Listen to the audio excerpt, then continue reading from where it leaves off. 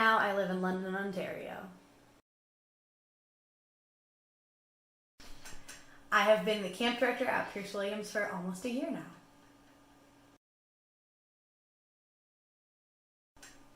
I started coming to Pearce Williams as a camper in 2007 and attended camp as a camper until 2010. 2011, I was a CIT, or a counselor in training, and then from 2012 to 2015, I was on staff. In 2015, I was the Camper Counselor Care Coordinator, or the CCCC. We used to wrap it as anyways. And then for the summers that followed, I got really involved with the Alumni Committee, and then in 2019, so last summer, found my way back to do research and have been the camp director for a year now.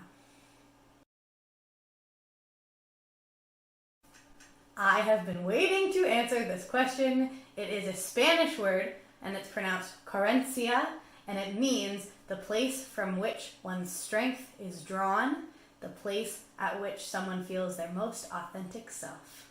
I learned about that word, I saw it on Twitter years ago. It was a random picture that I saved, and since then I teach way too many people about the word querencia who didn't necessarily want to learn about the word.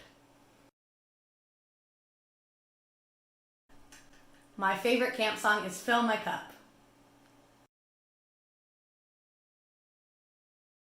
I grew up in Kitchener-Waterloo, and one summer my mom, who grew up in St. Thomas, was like, hey, you should go to an overnight summer camp. And I was like, okay, sure.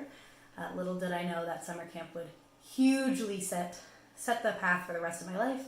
I realized I loved working with young people, so I went to Laurier for psychology and communication studies, eventually did a master's in developmental psychology, and I was looking at the benefits of mindfulness and self-compassion, and I decided, okay, where's one place where lots of young people are that could benefit from mindfulness and self-compassion, and how can I get back to camp?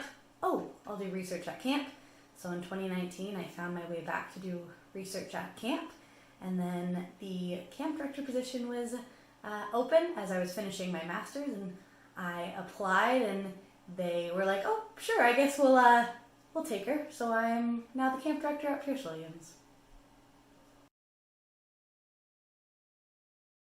There are so many memories and people that have shaped my experience at Pearce Williams. However, overall, it is the experience of watching people that I knew as campers grow into incredible young staff members. And last summer, there was a moment when I was in the Foxy, or the Fox Outdoor Education Center, and two young women who were campers once in my cabin were now counselors with their own cabins, and they were singing to their campers, and they had set up this whole magical evening for them, and I was hiding in a little room in the Foxy just crying and just so proud and so grateful to have played even a tiny role in their lives.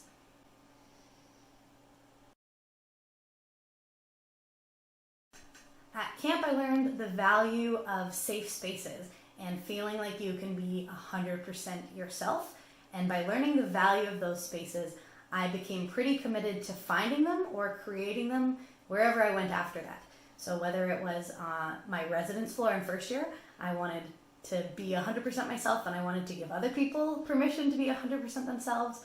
Now, as a child and youth counselor, I try to make sure that the kids I work with feel like they can be 100% themselves. And so everything I learned at camp and about camp, I have tried to take with me and make the rest of the world a little bit more like camp on a daily basis. So I have two pieces of advice. So if you need to pick the best one, you can, but keep two.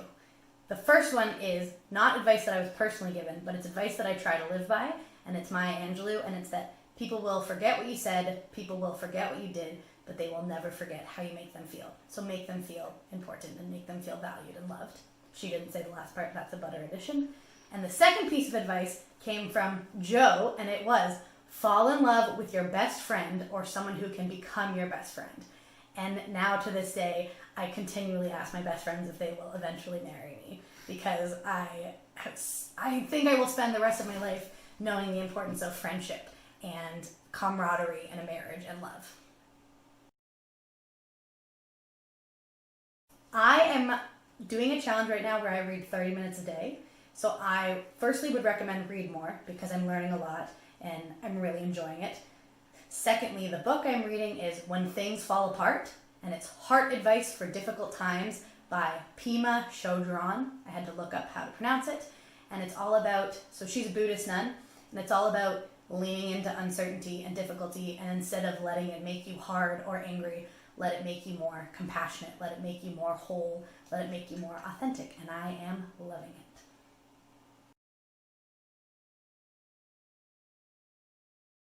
Firstly, I would like to nominate my mother, Patty or PJ McKeag. She was a camper in the, she will be angry if I get this wrong, the late 60s or early 70s. So I'm going to nominate my mom, Patty McKeag, and I'm going to nominate Smiles, or Julia Ferguson.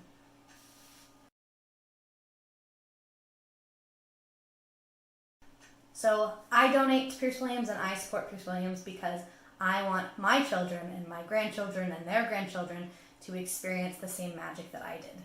Becoming butter and being butter is the single thing in my life I'm most proud of and most grateful for, and I want everyone to experience that. So I donate and support so that more people can experience the feeling of becoming the best version of themselves and helping others do the same, and this place does it pretty well.